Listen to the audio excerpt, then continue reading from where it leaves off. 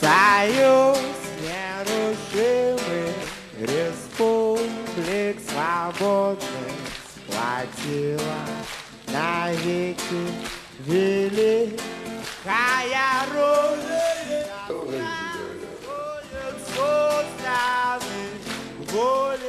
ჰონორართან ერთად ფილმიდან ეს თეთრი კიტელი, ქუდი და ჩიბუხი დარჩა. ჩექმების გამოგზავნა კი დაავიწყდათ. დიდი ბელადი საზაფხულო ქუდი ახლა ხანდახან პატარა ლუკას გასართობია. აწყვეტილი ღილი ფილმის დეტალია. იოსები ნაძეჟდას მის დაკერებას თხოვს, მაგრამ ღილი ხელუხლებელი რჩება. იმ დღეს მათ ცხოვრებაში საბედისწერო გასროლა ისმის.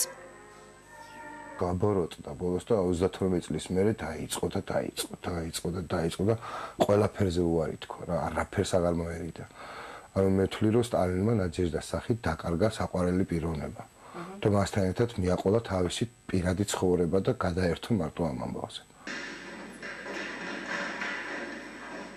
დუტამ დერეფანში ერთი სტალინივით გაიარა, ოდნევ მენჯეგაშვილმა. განზე გადგმული ნაბიჯები და 3 დღის ნაცვლად მოსკოვში 3 თვე დარჩა.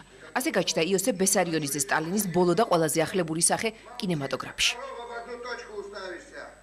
ესეთი მენჯებში გადახსნელი კაცი იყო. ფეხი ქონა ესეთი. ხა. გარეთ. და მე ესეთი დაბალი რო იყო, და კომპლექსი ქონდა, გაიგე სიდაბის. მე და ყოველთვის ეს. და გავადიოდა ესე დადიოდა.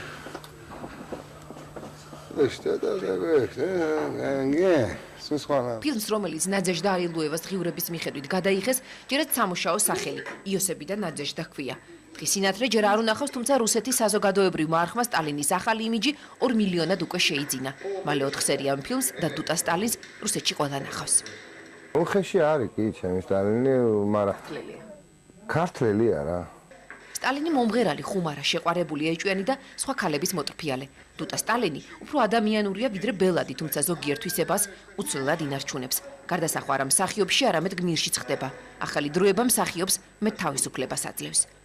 მე არ მინდოდა მეთამაშა ისეთი სტალინი, რომელსაც ყოველთვის თამაშობდნენ.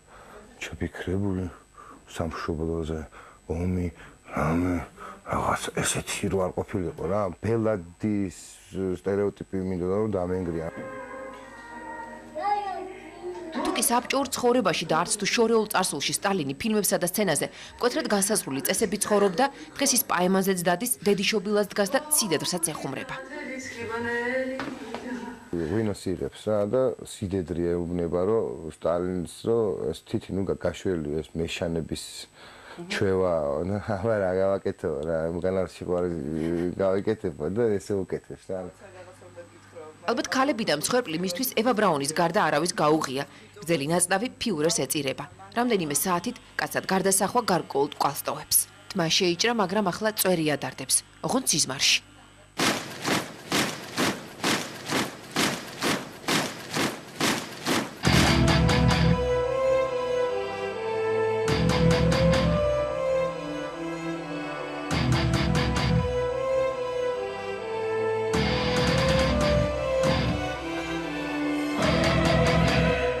ვიცი რომ ქალი ვარ და არა და ვიცი რომ უნდა სპექტაკლისთვის ეს მოწესრიგდე და ვფიქრობ იმაზე რომ ეხლა რო გავიპარსო ესე იგი ამომივა მე კიდე თავიდან და ესე იგი როცა ქალი მომინდება რომ ვიყო ესე იგი წვერები მაინც მექნება. თეატრალური ხულიგნობა მაყურებლის ერთ-ერთი მთავარი სატყუარა ხდება. რამდენიმე წუთში ის უკვე ფიურერი იქნება. ამბობს რომ ამ ხულიგნობას ყველაზე მეტად ბაბუა კოტე მახარაძე მოიწონებდა. ფიზიკური მსგავსება მხოლოდ მიახლოებული ვარცხილობი და სახის ფერით გამოიხატება. ისიც იმიტომ, რომ ხასიათი გამოიკვეთოს. ურვანიძის გმირი უფრო ფსიქოლოგიური სახეა. აქ მთავარია ამბავი და არა პერსონაჟი. ჰიტლერის სცენაზე ახალგაზრდაა და მასში დიქტატორი არსებობას მხოლოდ იწყებს. არსად არის ექსცენტრიულობა და ისტერია, თუმცა ეს გმირს უფრო გამაღიზიანებელს ხდის. ჩემი ჰიტლერი მშვიდია უფრო. მაგრამ მე მგონი ამით უფრო არასასიამოვნო. ვისი ყველა საქციელი გამომდინარეობდა იქიდან რომ იყო ნეკროფილი. ყველაფერი მკვდარი უყვარდა. სამყაროს მკვდარი უნდოდა რომ ყოფილიყო. სცენური სახეებიდან ყველაზე ახლოს მასთან ანტიგონე იყო. ამიტომაც მისი კარგად ესმოდა. ჰიტლერი კი ძალიან შორეული და უფრო საინტერესოა. რადიკალური განსხვავების მიუხედავად ორი მსგავსება მაინც იპოვა. მართლა რაც მსგავსება რაც გვაქვს ის რომ ვეგეტარიანელი იყო და მაგარი არტისტი, მაგრამ არტისტი იყო ბევრად უკეთესი და ვეგეტარიანელიც ბევრად უფრო რადიკალური. ერთი დროის ორ დიქტატორში მსახიობი განსხვავებულ თვისებებს ხედავს. ერთში ძლიერ მამაკაცს, მეორეში კი ქალურ საწყის. Сталиნის фраза «Смерть одного человека – это трагедия цнобили, да смерть миллионов – это статистика». Да Хитлерис фраза его «Совесть – это выдумка евреев». მე მგონი ეს არ არის სერიოზული. ეს არის მამაკაცურის საწყისი, ეს არის მამაკაცის თავი. და ეს არ არის მამაკაცის თავი, ეს არის დაავადებული თავი. რამა შხიკვაძემ იმ დროს ერთი ნაბიჯით გაუსწრო, როცა სტალინის როლის შემსრულებლებს ცხოვრებაში მხოლოდ ერთი ბელადის როლის თამაშის უფლებას აძლევდნენ. ასე დაემართა მიხეილ გელოვანსაც, რომელმაც სტალინი ბელადის სიცოცხლეშივე ითამაშა და ცხოვრების ბოლომდე ამ როლის ამარა დარჩა. სხვებისგან განსხვავებით რამა შხიკვაძემ ორივე ბელადის ტყავი მოირქო. ერმაში იყო მაშინ კინემატოგრაფიის, ასე ვთქვათ, უფროსი კაცი რო იტყვია. ცოტა მეტი აპასნი კაცი იყო. ვრასაკეთებ თეატრშია. თეატრში მეუთხარი გიტლერის როლს თამაშო. ასე შეისხადა. როგორ შენ გიტლერის როლს თამაშობო? ხო მეთქი გიტლერი. როგორ შეიძლება შენ სტალინი ითამაშე და გიტლერი როგორ ნაითამაშო? შხიკვაძის სტალინის საბჭოურ ჩარჩოებში ზუსტად ჯდებოდა დინჯი მოზომილი, ომზე ხალხსა და საბჭოთა სამშობლოზე დაფიქრებული, მხოლოდ საქმე და არაფერი პირადული. ზედმეტად ახლა სტალინში ვერ შენ ფანტაზიებს ვერ განახორციელებ, ახლა შენ რომ მოგინდეს რაღაც და იმპროვიზაციები გააკეთო არ შეიძლება. მისი პირველი ფიურერი ყვარყვარეში გამოჩნდა. ეს ტურვასეული მოულოდნელი გადაწყვეტილება იყო. სპექტაკლის ფირი დაიკარგა, თუმცა რეჟისორის და მსახიობებიც მიიჩნევენ, რომ ეს ტურვა შხიკვაძის ერთ-ერთი საუკეთესო სპექტაკლი იყო.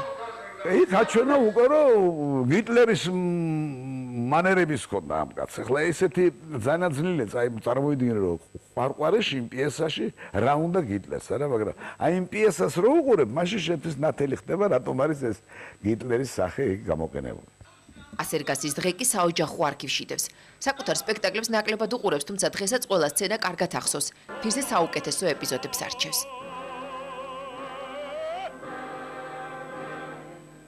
ჰიტლერი თამაშის საშუალებას იძლეოდა მიმიკა, მანერები, ექსცენტრიულობა. ყვარყვარეს შემდეგ ის ასერგასის დღეში გამოჩნდა და სცენაზე უკვე დიდხანს დარჩა. მისი ჰიტლერი გროტესკულიც არის, რეალური წყობის შემძლეც და უსუსურიც. ომიდან 61 წლის შემდეგაც კი გასული საუკუნის ორი ბელადის ტყავს მსახიობები სიამონებით ირგებენ. ეს საკუთარი ძალების გამოცდის და ეპოქის დიქტატორის თვალით დანახვის შანსია. შანსი მართო იმპერია ქართული აქცენტით ან გერმანული ექსცენტრიულობით.